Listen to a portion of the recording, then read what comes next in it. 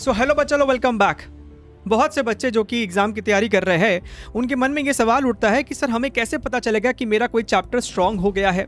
Sir हमें कैसे पता चलेगा कि हमारा किसी चैप्टर में कौन कौन सा कॉन्सेप्ट वीक है या फिर किस पे हमें और काम करने की ज़रूरत है। सर तो बच्चा, अगर आपके मन में ये सवाल है तो ये वीडियो आपके लिए है, और इसको एक्सप्लेन करने के लिए I am going to take an example of the test result of one of my ongoing current student.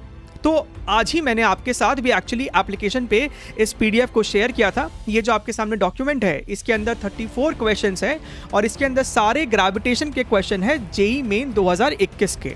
इस तरीके के चैप्टर वाइज को टाइम बाउंड मैनर में टेस्ट के फॉर्मेट में दे, ताकि आपका एक स्पीड भी बना रहेगा और आपको ये भी पता चलेगा कि आपका टाइम मैनेजमेंट स्किल कैसा है। तो चलिए बात करते हैं उस बच्चे का जो रिजल्ट है, उसके थ्रू हम लोग समझेंगे कि किस सवाल में उससे गलती हुई तो हम उससे क्या समझ सकते हैं, क्योंकि आपको भी अपना एनालिसिस इसी तरीके से करना है। तो यहाँ पे आपके सामने फेब अटेम्प्ट के क्वेश्चंस थे, यहाँ कोई भी बच्चे से गलती नहीं हुई है, which is a very good point. आगे बढ़ते हैं।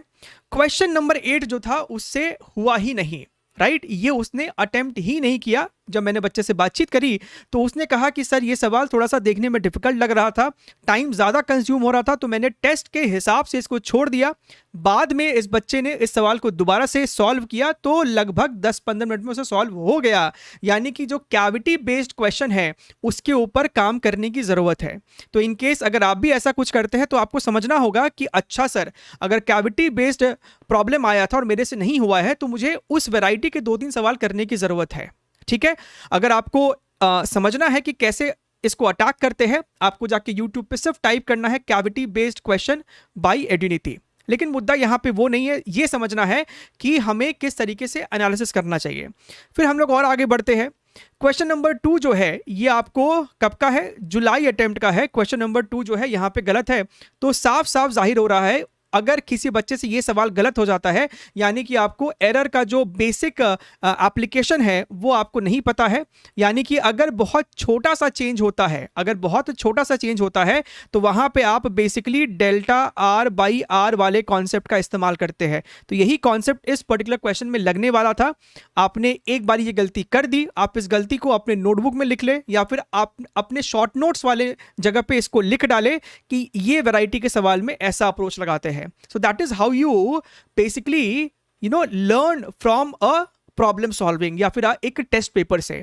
और आगे बढ़ते हैं। क्वेश्चन नंबर 4 उस बच्चे से गलत हो गया है, तो साफ साफ यहां पे दिखाई दे रहा है कि इस पर्टिकुलर क्वेश्चन में आपको कॉन्सेप्ट क्या लग रहा है। यहां पे आपको कॉन्सेप्ट लगने वाला है एनर्जी कंजर्वेशन का, और उसके बाद एक डिसेंट अमाउंट ऑफ इंटीग्रेशन है। यानी कि ये सवाल के कॉन्सेप्ट में बहुत ज्यादा कुछ हैवीनेस नहीं है।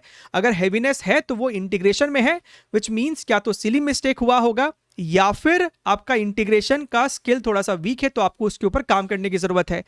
और अगर यहां पे बात करें तो क्वेश्चन नंबर 7 गलत है। साफ साफ बच्चे से डिस्कस करने पे पता चलता है कि एनर्जी कंजर्वेशन का इस पर्टिकुलर वैरायटी में एप्लीकेशन में डाउट है या फिर दिक्कत है।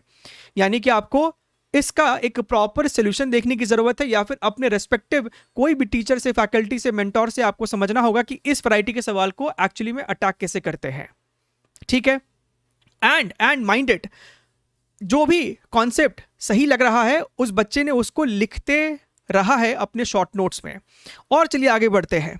क्वेश्चन नंबर 5 जो था उसने स्किप कर दिया था। पूछने पे मालूम पड़ा कि ये जो सवाल है सॉल्व कर रहे थे लेकिन आंसर आ नहीं रहा था, तो टाइम के वजह से इसको छोड़ दिया, क्योंकि उसने ऐसा सोचा कि इसके जगह अच्छा है कि मैं कोई और इजी वैरायटी के सवाल को सॉल्व कर लूं, which is a good thought. लेकिन एग्जाम के बाद आपको ये भी जानना होगा, ये भी एक बार ट्राई करना होगा कि सवाल को सॉल्व कैसे करते हैं। बाद में जरूर से ट्राई करते हैं। क्वेश्चन नंबर 7 जो है वो बच्चे को आया ही नहीं करने, बाद में भी उससे नहीं हुआ है, which makes this very very clear कि बच्चे को जो है ये वाला वैरायटी का आइडिया नहीं है या फिर इसका कॉन्सेप्ट में क्लैरिटी नहीं है, जो कि एक सर्कुलर मोशन का बेसिक कॉन्सेप्ट है, उसे सिर्फ ग्रेविटेशन के साथ मिक्स कर दिया गया है। हमसे सवाल में angular speed of the farther satellite observed from the nearer satellite पूछा गया था। सो बेसिकली यहाँ पे ओमेगा का जो आपको फंडा लगने वाला है, that is not simply v by r but rather v relative by r। तो यहाँ पे ये वाला फंडा जो है इस्तेमाल होता है। एंड जैसे कि ये सवाल का आपको कॉन्सेप्ट अच्छा है तो आप इसको भी है ना अपने शॉर्ट नोट्स में डाल लो।